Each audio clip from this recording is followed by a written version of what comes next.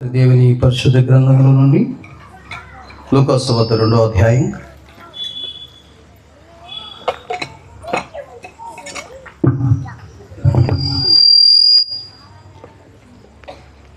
లూకాసు వార్త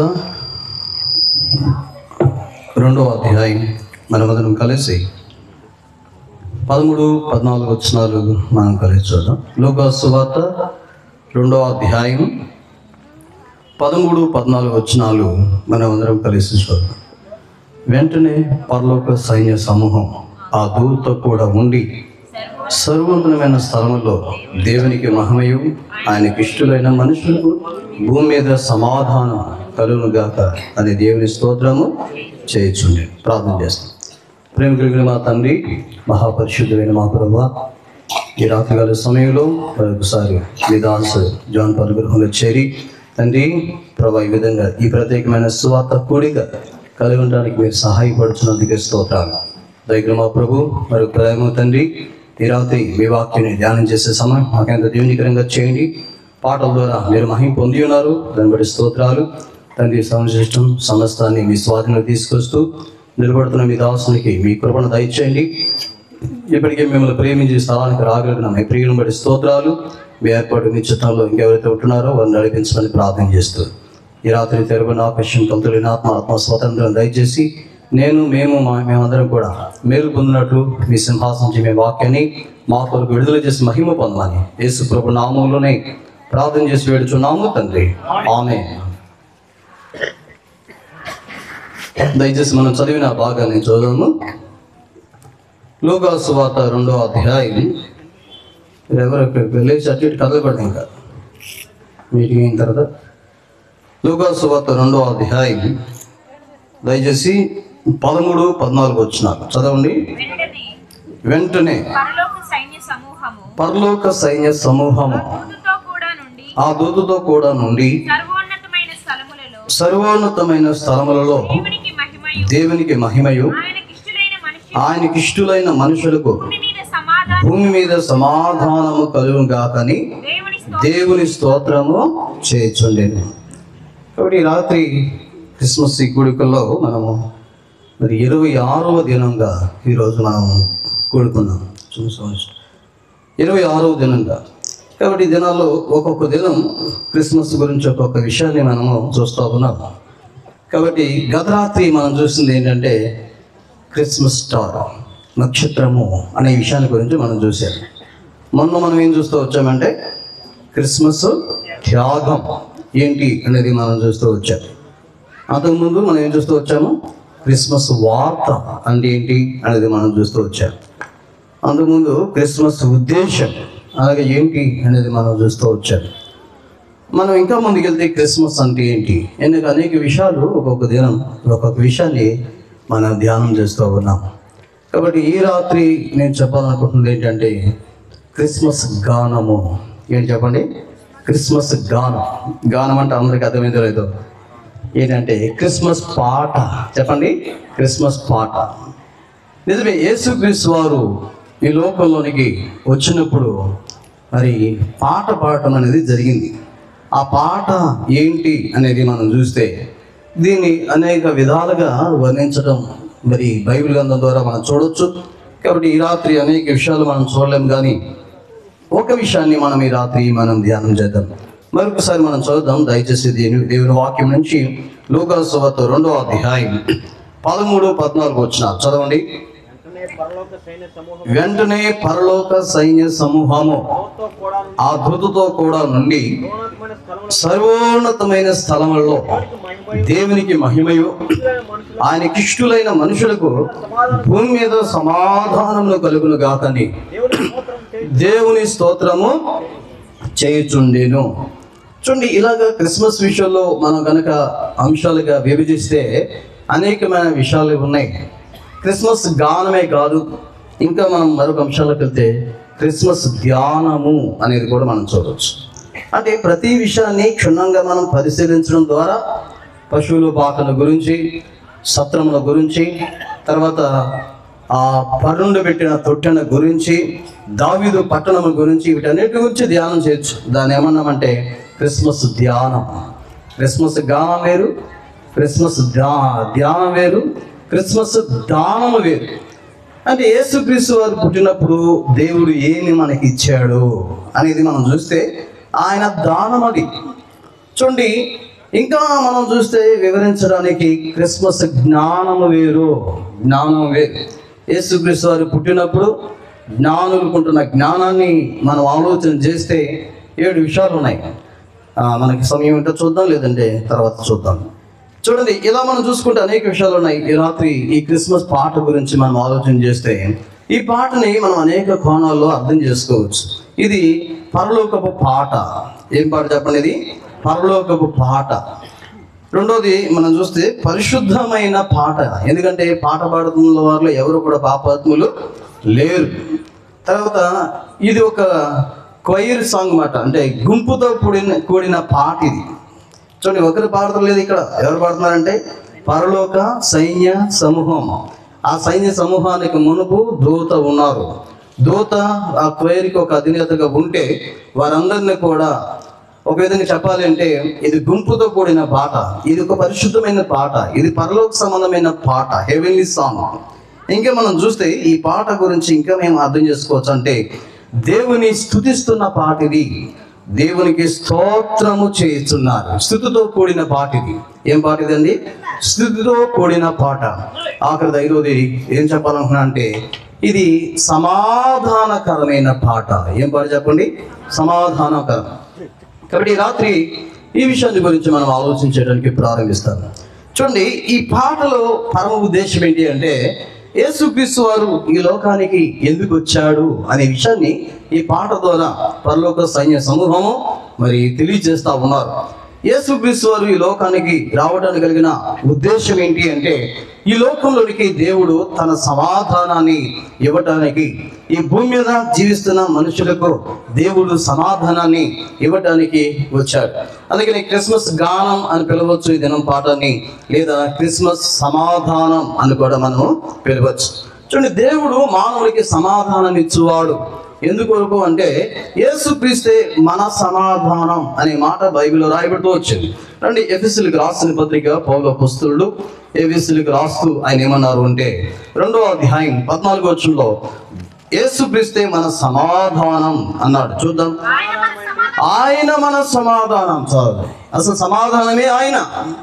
యేసుక్రీస్తే మన సమాధానము అనే మాట మనం అర్థం చేసుకోవాలి. ఎందుకు అంటే ఆయన సమాధానానికి కర్త అని రాయబడింది బైబిల్ గ్రంథంలో. రెండు దేవుని వాక్యం రోమా పత్రిక దయచేసి 15వ అధ్యాయంలో మనం చూస్తే చూడండి, యేసుక్రీస్తు వారు మనకి సమాధానంతో నింపువాడు. ఎందుకంటే ఆయన మనకి సమాధానానికి కర్త అనే విషయాన్ని మనం అర్థం చేసుకోవచ్చు. రెండు దేవుని వాక్యం రోమా పత్రిక 15వ అధ్యాయం 33వ వచనం మనం చూస్తే సమాధాన కర్తయగు దేవుడు, అందుకే 13వ వచనం మనం చూస్తే సమాధానముతో నింపును గాక అనే మాట మనం చూస్తా ఉన్నాం. యేసుక్రీస్తు వారు సమాధానం, యేసుక్రీస్తు వారు సమాధానానికి కర్త, యేసుక్రీస్తు వారు సమాధానానికి కారకుడు. ఎఫెసీ పత్రిక పౌలు గారు ఈ మాట చెప్పారు. ఎఫెసీయులకు రాసిన పత్రిక దయచేసి 2వ అధ్యాయం, ఎఫెసీ పత్రిక 2వ అధ్యాయం 16వ వచనం చివరి లైన్లో మనం చూస్తే గనుక ఆయనే మనకు సమాధాన కారకుడై, చూడండి, సమాధానం ఆయనే, సమాధానానికి కర్త ఆయనే, సమాధానానికి కారకుడు ఆయనే. ఇంకో మాట జ్ఞాపకం చేయాలి, ఆయనే మన సమాధానపు రాజు అని బైబిల్ చెప్పింది. చూడండి, దేవుని వాక్యం నుంచి హెబ్రీయులకు రాసిన పత్రిక దయచేసి 7వ అధ్యాయం, బుక్ ఆఫ్ హీబ్రూ చాప్టర్ 7 చూడండి, 3వ వచనంలో మధ్యలో రాయబడిన మాట నేను చదువుతాను. ఆయన పేరుకు మొదట నీతికి రాజు అనియో తర్వాత సమాధానపు రాజు అనియో అర్థమిచ్చున్నట్టి షాలేము రాజు. చూడండి, యేసుక్రీస్తు వారు సమాధానం, యేసుక్రీస్తు వారు సమాధానానికి కర్త, యేసుక్రీస్తు వారు సమాధానానికి కారకుడు, యేసుక్రీస్తు వారు సమాధానానికి చెప్పండి రాజు. చూడండి, ఆయనే సమాధానానికి రాజు అయి ఉన్నాడు. ఆ కారణాన్ని బట్టి ఎటువంటి మానవులకైనా ఆయన సమాధానం ఇచ్చుటకు అర్హుడు అనే విషయాన్ని మనం జ్ఞాపకం చేసుకోవాలి. ఇంకొక మాట మీకు జ్ఞాపకం చేయాలి, ఆయన సమాధానానికి అధిపతి అని కూడా రాయబడుతూ వచ్చింది. రండి దేవుని వాక్యం నుంచి యెషయా గ్రంథం దయచేసి 9వ అధ్యాయం, బుక్ ఆఫ్ ఐజియా చాప్టర్ 9 చూడండి యెషయా గ్రంథం 9వ అధ్యాయం 6వ వచనంలో మనం చూస్తే, ఏలనగా మనకు శిశువు పుట్టాను, మనకు కుమారుడు అనుగ్రహింపబడెను, ఆయన భుజము మీద రాజ్యభారము నేను, ఆశ్చర్యకరుడు, ఆలోచనకర్త, బలవంతుడైన దేవుడు, నిత్యుడకు తండ్రి, సమాధానకర్తకు అధిపతి. ఆయన సమాధానానికి కారకుడు మాత్రమే కాదు, ఆయన సమాధానానికి అధిపతి అనే విషయాన్ని కూడా మనం జ్ఞాపకం చేసుకోవాలి. కాబట్టి రాత్రి యేసుక్రీస్తు వారు ఈ లోకంలోనికి ఎందుకు వచ్చాడంటే, మానవులకి భూమి మీద, ఆయనకి ఇష్టమైన వారికి భూమి మీద సమాధానానికి కలుగు చేయడానికి వచ్చాడనే పాడే పాటనే ఈ రాత్రి మనం ధ్యానం చేస్తా ఉన్నాం. పిల్లలు, ఇంకా ఈ వాక్యాన్ని మనం చూస్తూ ఉన్నప్పుడు చూడండి, మనం ఎవరితో సమాధానంగా ఉండాలి అనేది కూడా మనం తెలుసుకోవాలి. రోమపత్రిక 5వ అధ్యాయం 1వ వచనం ప్రకారం ప్రతి మనిషి భూమి మీద దేవునితో సమాధానం కలిగి ఉండాలని బైబిల్ గ్రంథం తెలియజేస్తూ ఉంది. ప్రతి మనిషి భూమి మీద ఎవరితో సమాధానం కలిగి ఉండాలి? దేవునితో మనం సమాధానం కలిగి ఉండాలి. ఇంకా మనం చూస్తే మత్తయి సువార్త 5వ అధ్యాయం 24వ వచనంలో రాయబడుతూ వచ్చింది, నీ సహోదరునితో నీవు ఎలా ఉండాలి? సమాధానం కలిగి ఉండాలి. చూడండి, మార్కు సువార్త 9వ అధ్యాయం 50వ వచనం అనుకుంటా, ఒకరితో ఒకరు అనే మాట ఉంటుంది అక్కడ. చూడండి, మార్కు సువార్త 9వ అధ్యాయం 50వ వచనం చివరి మాటలో చూస్తే, ఒకరితో ఒకరు సమాధానముగా. సో దేవుని ప్రజలతో కూడా మనం సమాధానంగా ఉండాలి, దేవునితో సమాధానం కలిగి ఉండాలి, కుటుంబంలో అన్నదమ్ములతో సమాధానం కలిగి ఉండాలి, తర్వాత ఒకరితో ఒకరు సమాధానం కలిగి ఉండాలి. మొదటి కొరింథీ పత్రిక 7వ అధ్యాయం 11వ వచనం మనం చూస్తే, భర్తతో సమాధానం అనగా కుటుంబంలో సమాధానం కలిగి ఉండాలి. కొరింథీయులకు రాసిన మొదటి పత్రిక దయచేసి 7వ అధ్యాయం 11వ వచనం మనం చూస్తే, తన భర్తతో సమాధానము. కానీ భూమి మీద దేవునితో సమాధానం అవసరం, సహోదరులతో సమాధానం అవసరం, పరిశుద్ధుల సమాధానం అవసరం, కుటుంబ సభ్యులతో సమాధానం అవసరం. ఇంకేమన్నాడంటే రోమపత్రిక 12వ అధ్యాయం 18వ వచనంలో ఏమన్నాడు అంటే, చూడండి, రోమపత్రిక 12వ అధ్యాయం 18వ వచనం చదవండి. శక్యమైతే మీ చేతనైనంత మట్టుకు సమస్త మనుషులతో ఎలా ఉండండి? సమస్త మనుషులు. కాబట్టి మన దేవుడు ఎలాంటి వాడు అంటే, ఆయన సమాధానానికి అధిపతి.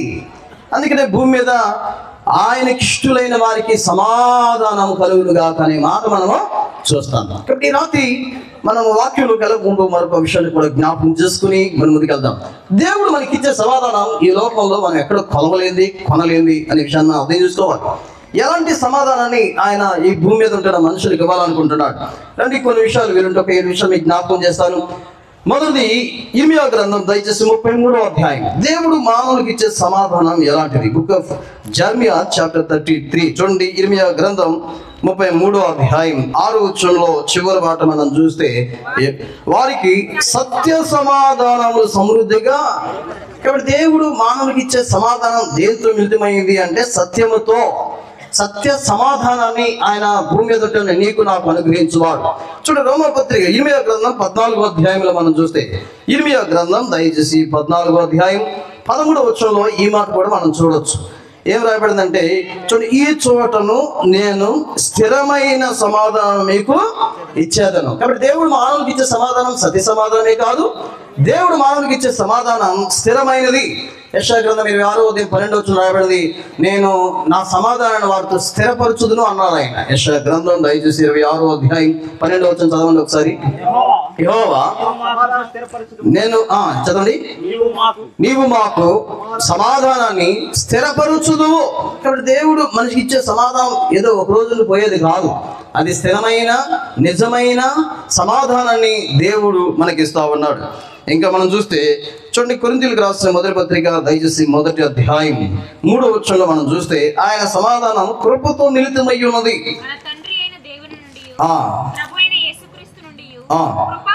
ఏ సమాధానం అన్నాడు ఇక్కడ అని చెప్పండి?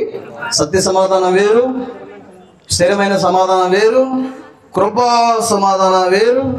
ఇంకా పౌలు గారు కొరింథీయులకు రాస్తూ 2వ పత్రిక 13వ అధ్యాయంలో ఆయన ఏమన్నారంటే, కృపా సమాధానమే కాదు దేవుడు మానవునికి ఇచ్చేది. చూడండి, ఇక్కడ మాట రాసుడు 11వ వచనంలో 13వ అధ్యాయం 2వ కొరింథీ 13వ అధ్యాయం 11వ వచనం చివరి మధ్య భాగంలో ప్రేమ సమాధానములకు. ఏ సమాధానం ఇస్తాడు చెప్పండి?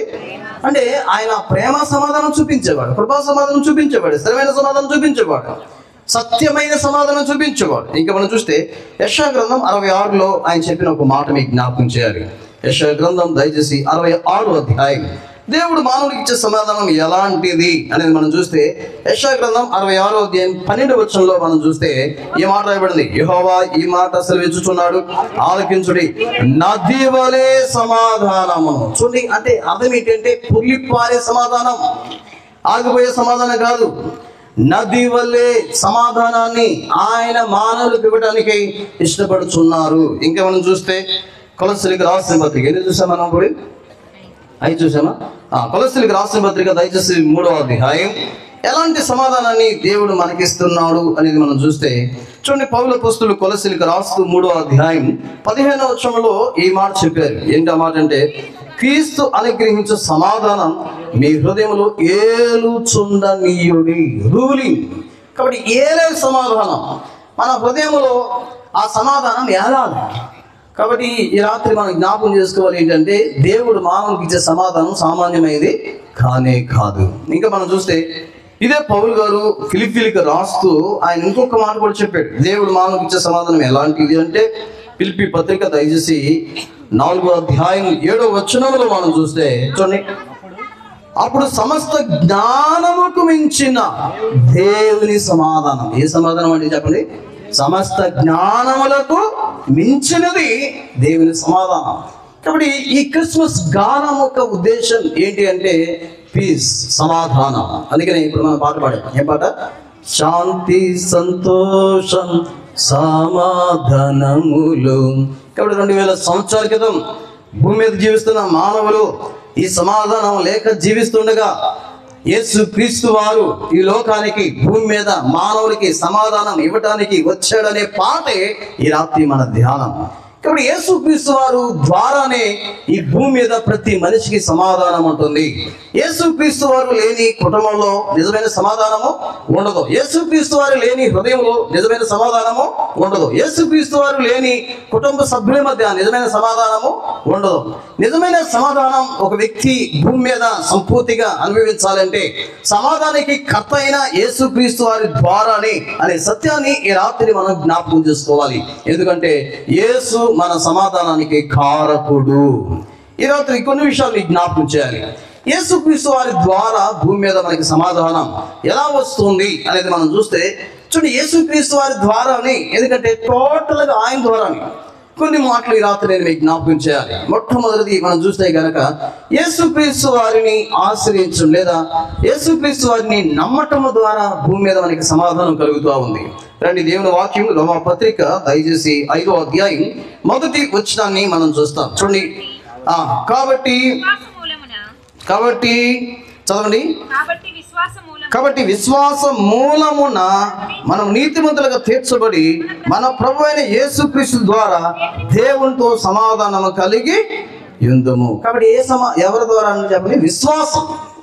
ఆయన నమ్మితే చూడండి, యేసుక్రీస్తు వారిని నమ్మటం ద్వారా. అందుకే చాలా స్పష్టంగా పౌలుగా రాస్తూ, కాబట్టి విశ్వాస మూలమున మనం నీతిమంతులుగా తీర్చబడి మన ప్రభు అయిన యేసుక్రీస్తు ద్వారా దేవునితో సమాధానము. చూడండి, ఈరోజు ఎవరైతే భూమి మీద యేసుక్రీస్తు ప్రభుని నమ్ముతున్నారో వారి ద్వారా, అంటే నమ్ముతున్న వ్యక్తి దేవుని ద్వారా ఏం పొందుకున్నారో చెప్పండి? ఈ భూమి మీద సమాధానం. విశ్వాసం చాలా అవసరం. అంతేనా? రెండు, దేవుని వాక్యం నుంచి మరొక మాట జ్ఞాపకం చేయాలి. దేవుని నమ్మటమే కాదు, యోబు గ్రంథము దయచేసి 21వ అధ్యాయం, బుక్ ఆఫ్ జోబ్ 22వ అధ్యాయం అనుకుంటాయి. యోబు గ్రంథం 22వ అధ్యాయం చూడండి, 21వ వచనంలో మనం చూస్తే యోబు గ్రంథం 22వ అధ్యాయం 21వ వచనాన్ని మనం చదవండి. ఆయనతో సహవాసము చేసిన ఎడల మీకు సమాధానము కలుగును, అలాగను నీకు మేలు కలుగును. చూడండి, చాలా మంది భూమి మీద యేసు ప్రభు నమ్ముకున్నారు కానీ రెండవ మెట్లు వాళ్ళు లేదు. ఏంటి ఆ మెట్టు అంటే ఆయనతో సహవాసము లేదు. చూడండి, ఎప్పుడైతే మనం దేవుని విడిచిపెట్టి నడవడానికి ప్రయత్నం చేస్తామో మన జీవితంలో నిజమైన సమాధానం మనం కలిగి ఉండలేము.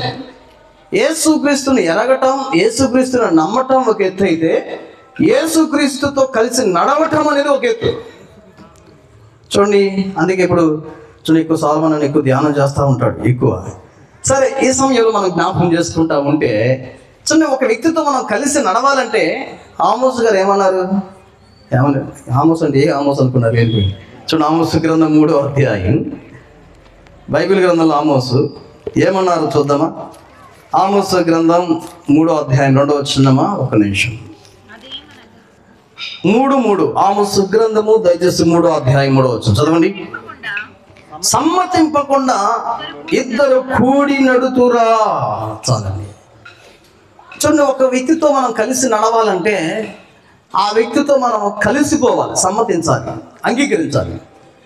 కొన్నిసార్లు నేను కైకిలూరులో ఉన్నప్పుడు, నేను ఈ ఊళ్ళో ఉన్నప్పుడే పొద్దున్నే మార్నింగ్ వాకింగ్కి వెళ్తే నాకు కుదరట్లేదు, కానీ నేను కైకిలూరులో ఉన్నప్పుడు మార్నింగ్ నేను 5కి లేసేవాడిని. 5కి లేచి అప్పుడు ఇంక మ్యారేజ్ అవ్వాలి. పొద్దున్నే నేను లెమన్ టీ పెట్టుకునేవాడిని. మార్నింగ్ 5 గంటలకి టీ బ్రష్ చేసేసి టీ తాగేసి గ్రౌండ్కి వెళ్ళిపోయేవాడిని. గ్రౌండ్కి వెళ్ళిపోతే అక్కడ పెద్ద స్కూల్ గ్రౌండ్ ఉంది, కాలేజీ, నేను చదివిన కాలేజీ కూడా అదే. అక్కడ ఆ గ్రౌండ్కి వెళ్ళేవాడిని. మార్నింగ్ వెళ్ళేప్పటికి 1 గంట నేను పరిగెత్తేవాడిని, జాగింగ్గా చేసేవాడిని. చేస్తే నా దగ్గర ఒక తమ్ముడు జాయిన్ అయ్యేవాడు. రోజు అయితే చాలా లాగా ఉండేవాడు. ఒక 2 అడుగులు అయితే కానీ అని ఒక్క నిమిషం అనేవాడు. మోకరించి షూస్ కడతా ఉండేవాడు. మళ్ళీ నాతో ఒక్క నిమిషం అనేవాడు. ఏంటంటే అటు నడవలేక, అది చెప్పక ఏంటంటే అన్నా నేను గట్టాను. సరే, ఇటు నుంచి నేను సెంటినరీ కాలనీకి వెళ్ళాను. సెంటినరీ కాలనీకి వెళ్తే అక్కడ వెంకటేశ్వరరావు బ్రదర్ అని ఆయన నాకు జాయిన్ అయ్యాడు. ఆయన ఎలాగంటే నేను పరిగెత్తిన ఆయన అందుకోలేకపోతాను. ఎంత స్పీడ్ వెళ్తాడంటే 1 రోజు 2 రోజుల తర్వాత మానేసి ఆయనతో. తర్వాత నాకు ఇంకో ఆయన దొరికాడు, ఆయన పేరు రాజు గారు. ఆయన కూడా సంగతి అక్కడ. ఆయన ఎలాగంటే మెల్లగా నడుతానమాట.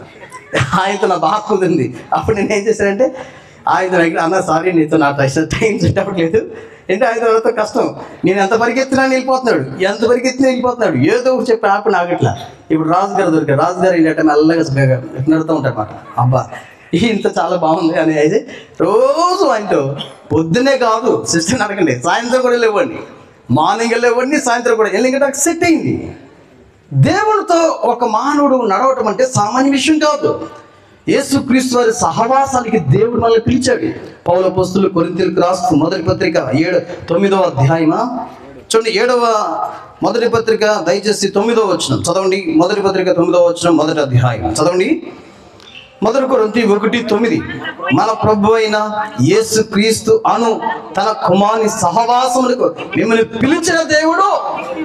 చూడండి, దేవునితో నడవటం అంటే దేవునితో మనం కలిసిపోవాలా, ఆయన వల్ల ఆలోచించాలి, ఆయన వల్ల ప్రవర్తించాలి. అందుకనే మనము అన్యోన్య సహవాసం కలిగి ఉండాలంటే చీకట్లో ఉండకూడదు. అలా ఉంటే నడవలేము. యోహాను రాసిన మొదటి పత్రిక దయచేసి మొదటి అధ్యాయం 7వ వచనాన్ని మనం చూస్తే 1 జాన్ చాప్టర్ 1:7 చదవండి. అయితే ఆయన వెలుగులో ఉన్న ప్రకారం మనమును వెలుగులో నడిచిన ఎడల మనం అన్యోన్య సహవాసం గలవారమేను. కాబట్టి యేసుక్రీస్తు వారితో సహవాసం నీ జీవితంలో ఎప్పుడైతే ఉంటుందో నిజమైన సమాధానాన్ని కలిగి నీవు జీవించగలవు. ఆ కారణాన్ని బట్టి యోహాను సువార్త 1వ అధ్యాయం 14వ వచనంలో యేసుక్రీస్తు వారు మనతో సహవాసం చేయడానికి ఆ పరలోకం ఉంటున్న దేవుడు ఈ లోకానికి యేసు అనే పేరుతో కృప సత్య సంపూర్ణంగా మన మధ్య నివసించడానికి, సంచరించడానికి, నీకు సమాధానం ఇవ్వడానికి ఈ లోకానికి దిగి వచ్చాడు. ఆయనతో నీ జీవితం సమాధానం పరచబడి నడిచిన ఎడల నీ జీవితంలో నిజమైన సమాధానాన్ని కలిగి ఉంటావు. ఈ రాత్రి ఒకవేళ నీ జీవితంలో ప్రభుతో నువ్వు కలిసి ఉండలేకపోతే, ఆయనతో నువ్వు సమ్మతించి నడవలేకపోతుంటే నువ్వు నిజమైన సమాధానాన్ని కలిగి జీవించడం అనేది సాధ్యము కాదు అనే విషయాన్ని రాత్రి నేను జ్ఞాపకం చేస్తా ఉన్నాను. సో ఆయన ద్వారానే సమాధానం.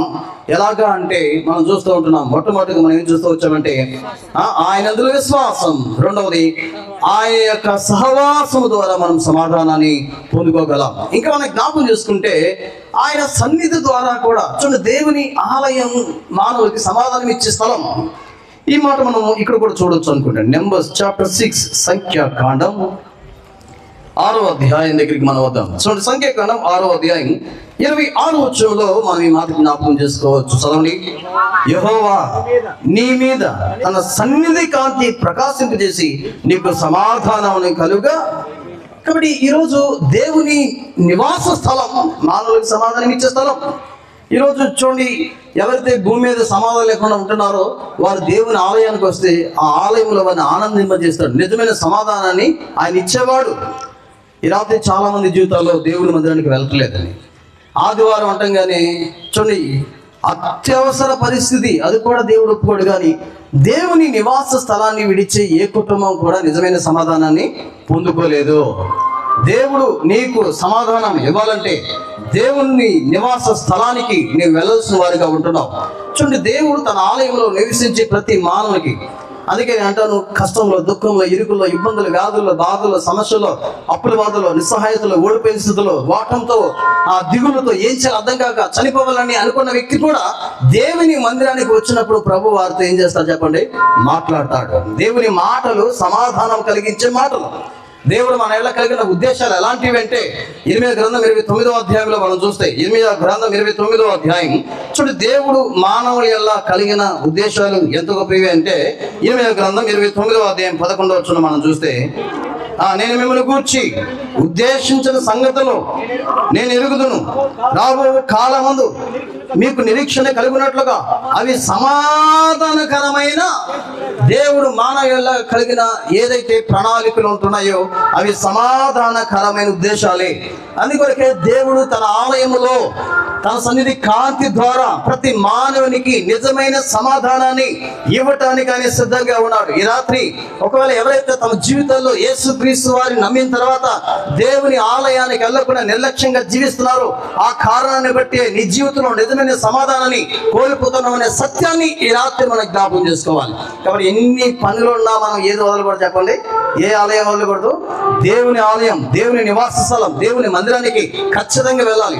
ఒకవేళ నీ జీవితంలో దేవుని నివాస స్థలానికి వెళ్ళని వ్యక్తివి నీవైతే నిజమైన సమాధానాన్ని నీ జీవితంలో కలిగి ఉండవు. 2000 సంవత్సరాల క్రితం ఈ లోకానికి సమాధానం లేని కారణాన్ని బట్టి మానవుడు జీవిస్తుండగా, చీకట్లో, పాపంలో మానవుడు బానిసైపోయి జీవిస్తుండగా, పాపాంధకారంలో జీవిస్తుండగా ఆయన ఈ లోకానికి వచ్చాడు సమాధానకరమైన మార్గములో మానవులను నడిపించడానికి. దేవుని వాక్యం నుంచి దేవుని మహాపరిశుద్ధ గ్రంథం లోక సువార్త 1వ అధ్యాయం 79వ వచనాన్ని మనం జ్ఞాపకం చేసుకుందాం. దయచేసి చూడండి, లోక సువార్త దయచేసి 1వ అధ్యాయం 76 నుంచి 79 వరకు ఉన్న భాగాన్ని మనం చూస్తాం. ఓ శిష్యువా, నీవు సర్వోన్నతుని ప్రవక్తవనబడు, మన దేవుని మహావాత్సల్యమును బట్టి మన పాపమును క్షమించుట వలన ఆయన తన ప్రజలకు రక్షణ జ్ఞానమును ఆయన అనుగ్రహించున్నట్లు ఆయన మార్గమును స్థిరపరచుటకై నువ్వు ప్రభువునకు ముందుగా నడుతూ. చూడండి, ఇక్కడ రాయబడిన మాట ఏంటంటే, మన పాదములను సమాధాన మార్గములోనికి నడిపించున్నట్లు మన్నఛాయలను, చీకటిలో మన్నఛాయలను కూర్చున్న వారికి వెలుగిచ్చుటకై ఆ మహావాత్సల్యమును బట్టి పైనుండి మనకు అరుణోదయ దర్శనం అనుగ్రహించింది. కాబట్టి యేసుక్రీస్తు వారి లోకంలోనికి వచ్చిన ఉద్దేశం ఏంటంటే, మానవుల్ని సమాధానకరమైన మార్గంలోకి నడిపించాలని. ఇప్పుడు మనకు అర్థమవుతుంది ఏంటి అంటే, యేసుక్రీస్తు ద్వారానే సమాధానం, ఆయన యందు విశ్వాసం ద్వారా సమాధానం, యేసుక్రీస్తు ద్వారానే సమాధానం, ఆయన యొక్క సహవాసంలో సమాధానం, యేసుక్రీస్తు ద్వారానే సమాధానం, ఆయన సన్నిధి ద్వారా సమాధానం, యేసుక్రీస్తు ద్వారా సమాధానం, ఆయన మార్గములోనే మనకి సమాధానం. అందుకని పౌలు గారు ఎఫెసీయులకు రాస్తూ 6వ అధ్యాయంలో ఆయన ఏమన్నాడంటే, చూడండి, మన పాదాలను ఆయన ఎక్కడ ఉంచుతున్నాడు అనే విషయాన్ని మనం చూస్తే, చూడండి, ఎఫెసీయులకు రాసిన పత్రిక దయచేసి 6వ అధ్యాయం, ఎఫెసీ పత్రిక 6వ అధ్యాయం చదవండి. 15వ వచనం మనం చూస్తే, పాదములకు సమాధాన సువార్త వలన సిద్ధ మనసును జోడును మీకు. ఈరోజు ఎవరైతే ఆయన మార్గాల్లో నడుస్తున్నారో, ఆయన మార్గాల్లో నడుస్తున్నారో వారికి మాత్రమే భూమి మీద సమాధానం ఉంది. అంతేకాదు, ఇంకొక మార్గం కూడా విజ్ఞాపనం చేయాలి. చూడండి, ఈ భూమి మీద మనం సమాధానం కలిగి జీవించాలంటే యెషయా గ్రంథం 33వ అధ్యాయం చూడండి, యెషయా గ్రంథము 33వ అధ్యాయం సమయంలో 17వ వచనాన్ని మనం చదవచ్చు. యెషయా గ్రంథము 33వ అధ్యాయం 17వ వచనమా? 32వ అధ్యాయం 17వ వచనం. యెషయా గ్రంథం 32వ అధ్యాయము 17వ వచనం చదవండి.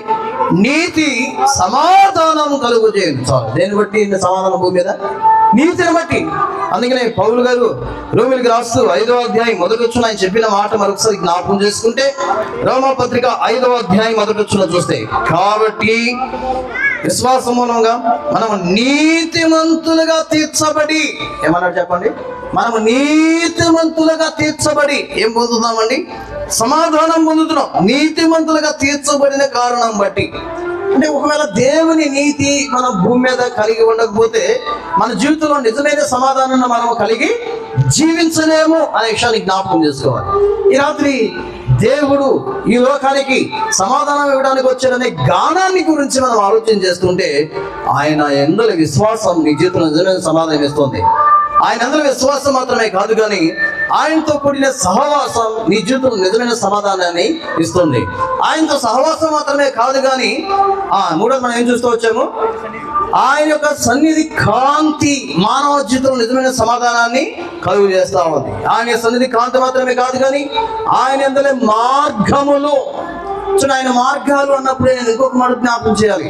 చూడండి, ఆయన తన మార్గములు మనం నడిపిస్తాడు. అంటే ఒక విధంగా చెప్పాలంటే ఆ సమాధానపు మాటలు కూడా మనకు అనుగ్రహిస్తాడు. బైబిల్ గ్రంథంలో ఆ మాట రాయబడుతూ వచ్చింది. కొరింథీయులకు రాసిన 2వ పత్రిక 5వ అధ్యాయం 19వ వచనంలో ఆయన సమాధానకరమైన స్థితిలోకి తీసుకొస్తున్నాడు. ఎందుకంటే సమాధానకరమైన వాక్యాలు కూడా ఆయన మనకు ఇస్తుంటున్నాడు. ఈరోజు చూడండి, అందుకే దేవుని మాటలు మన జీవితంలో నిజమైన సమాధానాన్ని కలుగు చేస్తాయి. యోహాను సువార్త 16వ అధ్యాయము 33వ వచనంలో ఆయన మాట్లాడుతున్నాడు. సమాధానకరమైన ఈ మాటలు చెప్తున్నాను అన్నాడు. చూడండి, అందుకే యోహాను సువార్త 16:33లో ఏం రాశాడు చదవండి. నా యందు మీకు సమాధానం కలుగునట్లు ఈ మాటలు. చూడండి, దేవుని మాటలు. అందుకే నేను అంటాను, బైబిల్ గ్రంథాన్ని చదువుతుంటే నీ జీవితంలో ఏం కలుగుతుంది చెప్పండి? నిజమైన సమాధానం. ఈరోజు ఎంత కలవరంలో ఉన్న వ్యక్తి అయినా, ఎంత భయాల్లో ఉన్న వ్యక్తి అయినా, ఎంత నెమ్మది లేని స్థితిలో ఉన్న వ్యక్తి అయినా దేవుని వాక్యం చదివితే వారి జీవితంలో ఏం పొందుకుంటారంటే నిజమైన సమాధానాన్ని పొందుకునే వారికి ఉంటారు. ఈ రాత్రి జ్ఞాపకం చేసుకోవాలి, 2000 సంవత్సరాల క్రితం కన్య అయిన మరియ గర్భంలో ఈ లోకానికి దిగి వచ్చిన దేవుడు సమాధానానికి అధిపతి అనే విషయాన్ని మనం జ్ఞాపకం చేసుకోవాలి. ఇంకొంచెం మనం ముందుకెళ్తే యేసుక్రీస్తు వారి మరణము మన జీవితంలో నిజమైన సమాధానాన్ని ఇస్తుంది అని చెప్తున్నారు. చూడండి, రోమా పత్రిక దయచేసి 5వ అధ్యాయం, రోమీయులకు రాసిన పత్రిక 5వ అధ్యాయం సమయంలో 10వ వచనాన్ని మనం చదవండి. ఏలయనగా శత్రువులమై ఉండగా ఆయన కుమారుని మరణము ద్వారా మనము దేవునితో సమాధాన పరచబడిన ఎడల. ఎవరి ద్వారా సమాధానం చెప్పండి? ఆయన కుమారుని మరణము. యేసుక్రీస్తు వారు నీ కొరకై ఈ లోకంలో శిలువ మీద చనిపోవటను బట్టి, యేసుక్రీస్తు వారు చనిపోవటను బట్టే, అందుకే యెషయా గ్రంథములో యేసుక్రీస్తు వారు శరీరం మీద అనుభవించిన ఆ శిక్ష ఏంటో మనం చూస్తే యెషయా గ్రంథం దయచేసి 53వ అధ్యాయం చూడండి. యెషయా గ్రంథము 53వ అధ్యాయం. ఆయన ఎలాంటి శిక్ష పొందుకున్నాడు అని చూస్తే 5వ వచనం మనం చదవండి. యెషయా గ్రంథం 53వ అధ్యాయం 5వ వచనం. మన అతిక్రమ క్రియలను బట్టి అతడు గాయపరచబడెను. చూడండి, మన దోషములను బట్టి అతను నలగొట్టబడెను. చూడండి, మన సమాధానార్థమైన శిక్ష ఎవరి మీద పడింది అంటే అందుకే ఇప్పుడు యేసు ప్రభువు శిలువ మీద చనిపోవటాన్ని బట్టి నీకు నాకు ఏం కలిగింది చెప్పండి? సమాధానం. లేదంటే మనం దేవునికి శత్రువులం. పాపాన్ని బట్టి, సొంత మార్గాన్ని బట్టి, ఇష్టానుసారమైన జీవితాన్ని బట్టి, పాపంలో జీవించిన కారణాన్ని బట్టి, పాపానికి బానిసైపోయిన కారణాన్ని బట్టి, పాపం ద్వారా ఏర్పడుతున్న కారణాన్ని బట్టి, ప్రతి మానవుడు భూమి మీద సొంత ఆలోచన కలిగి జీవించిన కారణాన్ని బట్టి దేవుని దృష్టిలో మనం ఏమైపోయాం చెప్పండి? శత్రువులమా. ఇలాంటి శత్రువులను దేవునితో సమాధాన పరచడానికి ఆయన తన కుమారుని ఈ లోకానికి పంపాడు. అదే క్రిస్మస్. ఇప్పుడు క్రిస్మస్ గానం అంటే అదే. యేసుక్రీస్తు వారు ఈ లోకానికి వచ్చి నీవు నేను మనమందరం పొందవలసిన ఆ పాపానికి కలిగే సమాధానార్థమైన శిక్ష ఏదైతే ఉందో ఆ శిక్ష ఆయన శరీరం అందు భరించాడు. ఇప్పుడు చూడండి, నేను అనుకుంటాను ఖచ్చితంగా యేసుప్రభు వారి శరీరాన్ని గురించి మనం ఆలోచన చేస్తే ఆయన శరీరంలో మంచిగా ఉన్న భాగం ఒకటి కూడా ఉందంటారా? ఆయన వీపు అంతా ఏమైపోయింది? బైబిల్ చెప్పింది దున్నపడింది అని చెప్పాడు. ఆక్స్ఫర్డ్ యూనివర్సిటీ వారు రీసెర్చ్ చేసి యేసుక్రీస్తు వారి శరీరం అందు ఇన్ని గాయాలు అని వారు చెప్పారు. అంటే ఆక్స్ఫర్డ్ యూనివర్సిటీ అంటే మన ఇంట్లో సరే రీసెర్చ్ చేసింది కాదండి, ప్రపంచవ్యాప్తంగా అంగీకరించాలి. 5480 గాయాలు యేసు దేహం మీద ఉన్నాయని చెప్పారు. 5480 గాయాలు అంటే ఊహించండి. ఇంకా ఆ శరీరం ఏమైనా బాగుంటుందా? వీపంతా దున్నపడింది, భుజం మీద యేసుక్రీస్తు వారు సిలువ మీద యేసుక్రీస్తు వారు మోసిన సిలువ బరువు ఎంత అంటే 15 అడుగులు ఎత్తు, 8 అడుగులు వెడల్పు, 150 కిలోలు యేసు వారి సిలువ మీద మోసిన సిలువ బరువు అంట. 15 అడుగులు ఎత్తు, 8 అడుగులు వెడల్పు, 150 కిలోలు. మీరు గూగుల్లో ఇప్పుడు సెర్చ్ చేస్తే నీకు ఆ డీటెయిల్స్ మీకు దొరుకుతాయి. యేసుక్రీస్తు వారు 5 అడుగుల 6 అంగుళాలు ఎత్తుంటే 86 కిలోలు మాత్రం ఆయన బరువు ఉన్నాడు. 86 కిలోల బరువు ఉన్న ఒక వ్యక్తి 150 కిలోల బరువు ఉన్న సిలువను దగ్గర దగ్గర 3 కిలోమీటర్లు మోసుకుంటూ వెళ్ళాడు. అంటే ఇప్పుడు ఆయన భుజం అంతా ఏమైపోయింది చెప్పండి, రక్తసిద్ధం అయిపోయింది కదా. అందుకే యెషయా 9:6 ఆయన భుజం మీద రాజ్యభారం ఉంది అని రాశాడు. యేసుక్రీస్తు వారు తన రాజ్యాన్ని స్థాపించడానికి లోకానికి వచ్చాడు. ఆ భారం అంతా కూడా ఆయన ఏం చేశాడు చెప్పండి, భుజం మీద భరించాడు, మోసాడు. కొరడాలతో కొట్టారు, 140 దెబ్బలు ఆయన కొరడాలతో కొట్టారు. చూడండి, యేసుక్రీస్తు వారు తలకి పెట్టిన ముళ్ళ కిరీటం మనం చూస్తే ఎంత ఆశ్చర్యం అంటే 17 ముళ్ళు లోనకు చొచ్చుకుపోయిన రాశారు ఆక్స్ఫర్డ్ యూనివర్సిటీ వారు.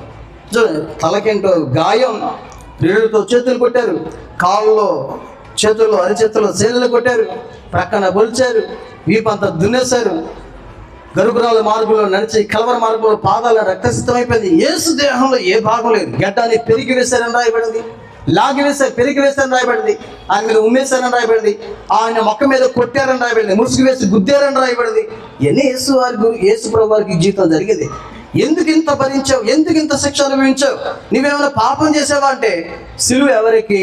నేను చాలాసార్లు ఈ మాట చెప్తాను. ద్వితీయోపదేశకాండం ఎవరిని మ్రాన్ మీద వేలాడి తీయాలి? డ్యూట్రానమీ చూడండి 20 ద్వితీయోపదేశకాండం 21వ అధ్యాయమా, ద్వితీయోపదేశకాండం దయచేసి ఎవరిని మ్రాన్ మీద వేలాడి తీయాలి అంటే 21వ అధ్యాయం 22వ వచనం. ద్వితీయోపదేశకాండం 21:22 చదవండి. మరణ శిక్షకు తగిన పాపం ఒకడు చేయగా అతన్ని చంపి మ్రాన్ మీద వేలాడి తీసినేయాల. అంటే ఎవరిని చంపాలి, ఎవరిని సిలువ మీద వేలాడి తీయాలంటే ఎవరైతే పాపం అంటే మరణానికి తగిన పాపం ఎవరు చేస్తారో అలాంటి వారిని సిలువ వేయాలి. కానీ యేసు తన దేహం అందు ఇంత శిక్ష భరించడానికి, తన కాళ్ళల్లో చేతుల్లో సేనలు భరించడానికి, తల మీద ముళ్ళగిరట్ట పెట్టడానికి, వీపంతా దున్నబడడానికి, బరివెనిసలు మోయడానికి, గరుగురాల మార్గం నడవడానికి, ఆయన ప్రక్కన బల్లెపోటు, ఇంకే అవమానాలు, రెల్లుతో కొట్టబడతాం, ముఖం మీద క్లాత్ కప్పేసి గుద్దటం, గడ్డాన్ని పెరిగి వేసటం, నిన్నెవరు కొట్టారో ప్రవచించమని చెప్పడం, కాండించి ముఖం మీద ఉమ్మి వేయటం, ఇవన్నీ ఎందుకంటే నీకు నాకు సమాధానం ఇవ్వడానికి, మన సమాధానార్థమైన శిక్ష యేసు తన దేహమందు.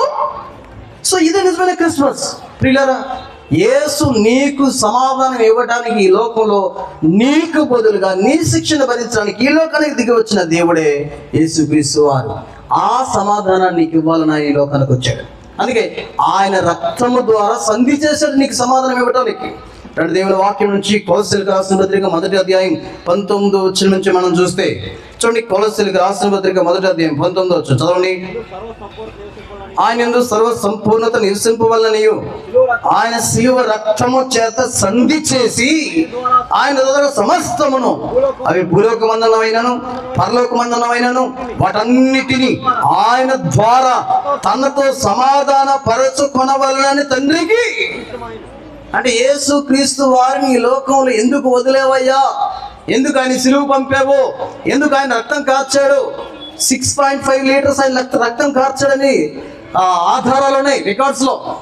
ఎందుకు ఆయన ఆఖరి బొట్టు వరకు ఆయన దేహంలో ఉన్న రక్తం కారిపోయింది. ఎందుకు యేసు దేహం మీద, యేసు దేహంలో ఆఖరి రక్త బొట్టు వరకు కారిపోయింది అంటే ఆయన శిలువలో చిందించిన రక్తము ద్వారా మనతో దేవుడు సంధి చేసి ఇప్పుడు పరలోకమందనమైన భూలోకమందనమైన భూమి కింద ఉన్న సమస్తాన్ని తండ్రితో ఏం చేశాడు చెప్పండి, సమాధాన పరిచేశాడు. ఈరోజు అందుకే ఆయన ఒక సమాధానానికి కారకుడు అయినాడు. ఏంటయ్యా క్రిస్మస్ గానం అంటే నిజమైన సమాధానం. ఈ రాత్రి ఒకవేళ నువ్వు పాపంలో ఉంటే సమాధానం పొందుకోలేవు. చూడండి, ఆయన మన అపరాధాలని కనిపెట్టలేదు. చూడండి, దేవుని వాక్యాన్ని చూడండి జ్ఞాపకం చేసుకుంటే కొరింథీయులకు రాసిన 2వ కొరింథీ పత్రిక దయచేసి దేవుని వాక్యం నుంచి 5వ అధ్యాయం 19వ వచనం మనం చూస్తే చదవండి. అదేమనగా దేవుడు వారి అపరాధములు వారి మీద మోపక క్రీస్తునందు లోకము తనతో సమాధాన పరుచుకొనుచు చాలు.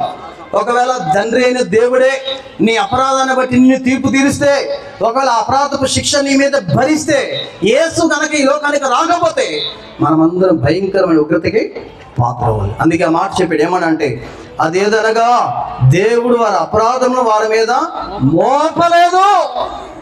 నీ శిక్ష నీ మీద ఆయన వేయలే. నీ శిక్షను ఎవరు భరించారు చెప్పండి, ఆయన భరించాడు. అందుకే ఆయన ఈ లోకానికి సమాధానానికి అధిపతి అని చెప్పాడు. సమాధానానికి కారకుడు అని చెప్పాడు, సమాధానానికి కర్త అని చెప్పాడు, సమాధానానికి రాజు అని చెప్పాడు. ఆయనే మన సమాధానం. ఈ రాత్రి అంటాను, యేసుక్రీస్తు వారు నీ పాపం కొరకు శిలువ మీద బలైపోయి ఆయన చెందించిన రక్తము ద్వారా నీకు నాకు సమాధానం. అందుకే యేసుప్రభు పుట్టినప్పుడు ఆ పాటే ఉంది. యేసుప్రభు తిరిగి లేచినప్పుడు ఏం మాట్లాడితే ఆయన తిరిగి లేచినప్పుడు ఆయన ఆదివారం సాయంకాలం వారు తలుపులు వేసుకున్నప్పుడు యేసుప్రభు వారు వచ్చారు. యోహాను సువార్త దయచేసి 20వ అధ్యాయం, జాన్ గాస్పెల్ చాప్టర్ 20 చూడండి. 20వ అధ్యాయం యోహాను సువార్త. యేసుక్రీస్తు వారు తిరిగి లేచిన తర్వాత ఆయన చెప్పిన మాట ఏంటి? యోహాను సువార్త దయచేసి 20వ అధ్యాయం ఈ సమయంలో 21వ వచనాన్ని మనం జ్ఞాపకం చేసుకుందాం. అప్పుడు యేసు మీకు సమాధానము కలుగునగాక. ఏమన్నా చెప్పండి. అందుకే పరలోక రాజ్యం మాటలతో కాదు, పరిశుద్ధాత్మ ఆనందం, నీతి సమాధానంతో నింపబడింది అని రాయబడింది. రేపు పరలోక రాజ్యానికి మనం వెళ్ళాలంటే ఈ భూమి మీద ఏం పొందాలి చెప్పండి? నిజమైన సమాధానం. ఏంటయ్యా క్రిస్మస్ పాట అంటే? పరలోకములో దేవునికి మహిమ, ఆయనకి ఇష్టలైన వారికి భూమి మీద సమాధానం. ఇప్పుడు చూడండి, ఇదంతా అసలు మన సబ్జెక్ట్కి వెళ్ళాలంటే ఎవరు ఆయనకి ఇష్టలని చూడాలి, కానీ మన టైం లేదు, ఇంకోసారి చూడవచ్చు. ఒక్క మాట చూపిస్తా. దేవునికి ఇష్టలుగా ఉండాలంటే ఒక మాట మీకు జ్ఞాపకం చేస్తే బాగుంటుంది. చూడండి, పేతురు రాసిన మొదటి పత్రిక 4వ అధ్యాయం, 1 Peter chapter 4. మొదటి పేతురు పత్రిక దయచేసి 4వ అధ్యాయం 2వ వచనంలో మొదటి నుంచి మనం చదువుతాం. శరీర విషయంలో శ్రమపడిన వాడు శరీరమందు జీవించిన మిగిలిన కాలం చూడండి, ఇక మీదట మనుజాసను అనుసరించి నడుచుకొనక దేవుని ఇష్టానుసారంగా నడుచుకున్నట్లు పాపముతో జోలికలేమి లేక. కాబట్టి ఎవరే దేవునికి ఇష్టలు అంటే శరీరాశలను మనుజాసను అనుసరించి నడుచుకోకుండా పాపము జోలి లేకుండా జీవిస్తే వారు దేవునికి, అలాంటి వారు భూమి మీద నిజమైన సమాధానాన్ని కలిగి ఉంటారు. ఈ రాత్రి ఆ సమాధానం నీకు కావాలా? కళ్ళు మూసుకొని ప్రార్థన చేస్తాం. ఒక మాట మీకు జ్ఞాపకం చేయలే రాత్రి, దయచేసి అందరు కళ్ళు మూసుకొని ప్రార్థన చేస్తాం. ఎవరు కళ్ళు తెరవద్దు. ఈ రాత్రి ఒక అమూల్యమైన సందేశాన్ని ప్రభు మన గమనానికి తీసుకొచ్చాడు. ఏంటయ్యా ఈ సమాధానం అంటే? అది క్రిస్మస్ గానము, నిజమైన సమాధానం. ఒకవేళ ఈ స్థలానికి వచ్చిన వ్యక్తివైనా, ఒకవేళ ఈ స్థలానికి రాకుండా దూరంగా ఉంటున్న వ్యక్తివైనా, నీవెవరివైనా, నీ పేరు ఏదైనా, నీ వయసు ఏదైనా, నువ్వు ఏ జాబ్ చేస్తున్నా, నువ్వు ఎలాంటి స్థితిగతుల మధ్యలో జీవిస్తున్నప్పటికీ కూడా స్నేహితులారా, ఒకవేళ క్రిస్మస్ పండుగ నీ జీవితంలో అనేక సంవత్సరాలుగా జరుపుకుంటున్నావేమో, కానీ ఈ రాత్రి సూటిగా నిజంగా నేను ఒకే ప్రశ్న అడుగుతున్నాను. నిజమైన క్రిస్మస్, నిజమైన సమాధానం. ఒకవేళ యేసుక్రీస్తు వారు ఈ లోకానికి దిగి వచ్చి ఆయన సిలువ ద్వారా ఆ ద్వేషముని సంహరించి ఆ ఉభయులను ఏకమ చేసి సమాధాన పరచడని పౌలు ఎఫెసీకి రాసిన పత్రిక 2వ అధ్యాయం 14వ వచనంలో రాశాడు. ఈ రాత్రి ఒకే ఒక్క మాట మీకు జ్ఞాపకం చేయాలి. ఈ మాటలు ఎవరైనా అందరు కళ్ళు మూసుకోండి, కళ్ళు మూసుకోండి. ఈ రాత్రి ఈ మాటలు ఉంటుండే ఎవరైనా అందరు కళ్ళు మూసుకుని, ఎవరు కళ్ళు తెరవద్దు. నిజంగా దేవుడితో నీకు సమాధానం ఉందా? ఆయన అంటున్నాడు, వారి అపరాధం వారి మీద మోపట్లేదు, వారు దోషముల విషయంలోనే దయ కలిగి ఉన్నానంటున్నాడు. ఒకవేళ ఈ రాత్రి దేవుడు నువ్వు పాపంలో జీవించినట్లయితే నీ పాపాన్ని బట్టి పాపపు శిక్ష నీ మీద ఇంకా ఉంది. 2000 సంవత్సరాల క్రితం ఈ లోకానికి సమాధాన కారకుడైన యేసుక్రీస్తు వారు ఒక కన్య అయిన మరియ గర్భంలో శిశువుగా జన్మించాడు. ఎందుకు అంటే భూమి మీద ఆయనకి ఇష్టలైన ప్రజలైన నీకు నాకు సమాధానం ఇవ్వటానికి. ఈ రాత్రి ఒకవేళ ఆయనకి ఇష్టలుగా జీవించాలంటే బైబిల్ చెప్పింది, శరీరాశలను అనుసరించడం, మనుజాసలను అనుసరించడం మానివేసి పాపంతో సంబంధం లేకుండా పాపం నుంచి విడిపించబడి అపరాధం నుంచి క్షమించబడితే నిజమైన సమాధానం. ఈ రాత్రి నీ జీవితంలో నిజమైన సమాధానం కావాలా? కుటుంబంలో సమాధానం లేదా? భార్యాభర్తల సమాధానం లేదా? ఇరుగు పరివారం మీద సమాధానం లేదా? సహోదరుల మధ్య సమాధానం లేదా? సంఘంలో సమాధానం లేదా? సమాధానం లేని వాడికి జీవిస్తున్నావా? యేసుక్రీస్తు వారు నీ జీవితంలో నిజమైన సమాధానం ఇవ్వడానికి ఆయన దిగి వచ్చాడు. That is Christmas. అదే నిజమైన క్రిస్మస్. ఒకవేళ రాత్రి యేసుక్రీస్తు వారు తన మరణము ద్వారా, యేసుక్రీస్తు వారు తన శిలువ ద్వారా, యేసుక్రీస్తు వారు తన రక్తము ద్వారా నీ జీవితంలో నిజమైన సమాధానం ఇవ్వాలని నీ కొరకు సమాధానార్థమైన శిక్షను ఆ శిలువ మీద భరించాడు. ఒకవేళ యేసు ప్రభువారు నీ కోసం శిలువ మీద సమాధానమైన శిక్ష భరించిన తర్వాత కూడా ఇంకా నీవు పాపంలో జీవించిన వ్యక్తివైతే, అపరాధం జీవిస్తున్న వ్యక్తివైతే, నెమ్మది లేని స్థితిలో జీవిస్తున్న వ్యక్తివైతే ఆ శిలువ నీ విషయంలో వ్యర్థమైపోతుంది. కాబట్టి రాత్రి ప్రభుకి చెప్పు, ప్రభువా నా కొరకే ముందుగా నువ్వు శిలువ మీద భరించావు, నా హృదయంలో నిజమైన సమాధానం ఇవ్వడానికి లోకానికి దిగి వచ్చావు. ప్రభువా నేను పాపిని, నన్ను క్షమించండి, నీ రక్తంతో కడగండి. ఎప్పుడైతే ఇలాంటి నిజమైన పశ్చాత్తాపం అనుభవం మీదకి వస్తుందో నిజమైన సమాధానాన్ని, శాంతిని పొందుకున్నాడు ఉంటారు. నేనే ప్రభువు యేసుక్రీస్తు విశ్వాసం ఉంచండి, అప్పుడు మీరు వెంటి వారి గొప్ప రక్షణ, శాంతి, సమాధానం పొందుతారు. మీ కొరకే ప్రార్థన చేస్తాం.